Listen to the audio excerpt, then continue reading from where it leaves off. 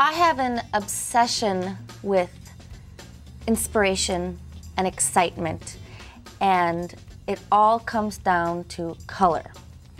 I will dream in color and about colors and the relationships that colors have. The other day I was working with ribbons that had one color on one side and one on the other, and oh, I just wanted to eat it. That gets me up in the morning, you know. I just want to put those colors together and create something just beautiful and fabulous that you just can't take your eyes off of.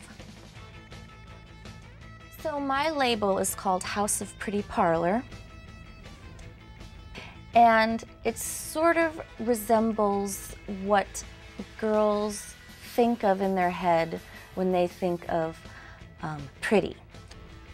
A lot of the hemlines are short and flirty. I like to add lace and ruffles and rosettes. It's very important to me that people feel comfortable and confident in the garments that I make. Oh, yeah, that's the one. Isn't that cute? Well, I've always been a clothes horse. Ever since I was little, I would change my outfit 3 times a day.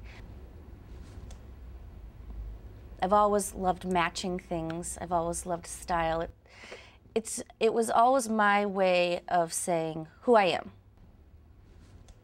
On Saturday morning, my favorite thing to do was to go up in the attic and play with my Barbie dolls. Now, I didn't actually act them out and play, I just organized all their clothes.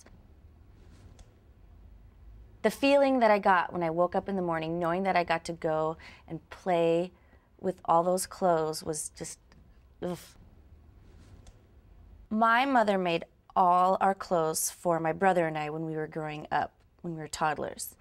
And she would go to the thrift stores and find drapes, curtains, sheets, anything she could get her hands on. And I would have the little dress with puff sleeves, and my brother would have the matching plaid vest, and we were like dolls.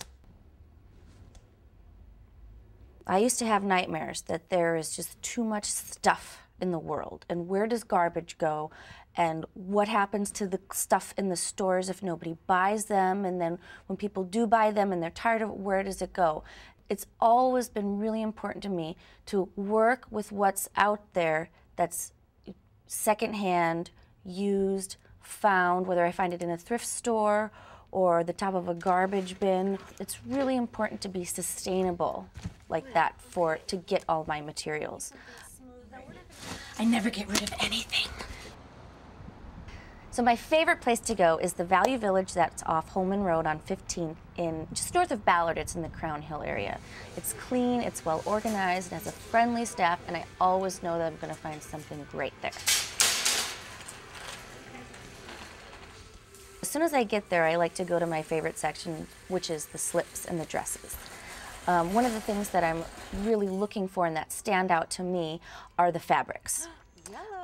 Because since I cut things up and drape them differently, it doesn't really matter what the style of the garment is.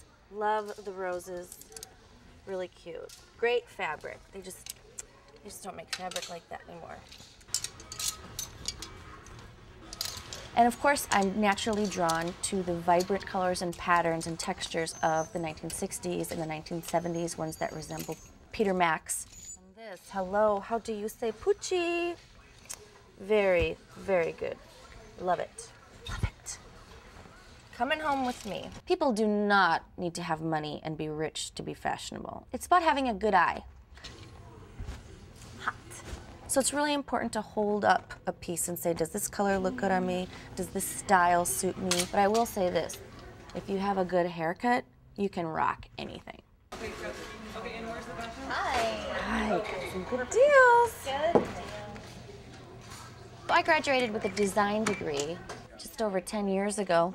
I was an art director for Nordstrom for several years before I went off on my own.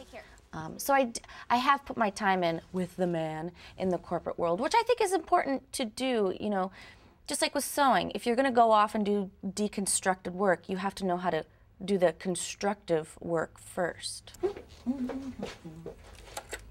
Since my mom sewed, I found it very challenging as a child to learn to sew, because since she can do it, you know, why should I learn? And finally, at the age of 32, I learned how to use a sewing machine. So I've actually only been sewing for a few years. Yeah. Well, let's rip her open, Mom. Okay. Now, the more difficult things my mother will still do. Did you wear something like this, Mom? Well, actually, She really helps me out. She enjoys it very much. And I love working with my mom. Here it is. S for seam ripper. seam ripper. Seam ripper. Mom, I love you. Mwah. Thank you. How much shorter is this going to be? This is gonna be about, this is gonna be short. We're gonna make a mini here. You have to let the creativity flow. You can't control it. It's something that's greater than you, that if it finds you worthy, it will direct you in what you need to do. Done. And that's really exciting. Glorious. Oh, how lovely. This is where I want to be. I do a lot of things that enhance my creative self to come out. I sing bossa nova, I take tap dance class. It all definitely it works hand in hand, plays a part.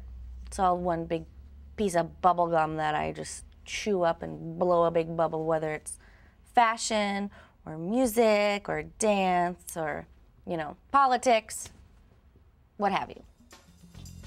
Fashion can uplift the spirit. Fashion can make people happy. Color makes people happy. And if I feel like my place in the world is to put a smile on people's face, no matter how bad it is, no matter when it's going to end, let's enjoy it and have fun and be fabulous. So, yeah.